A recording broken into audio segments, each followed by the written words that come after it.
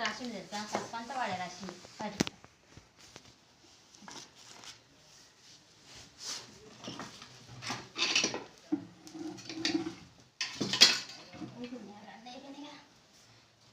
ఇప్పుడు ఏం చేస్తాం?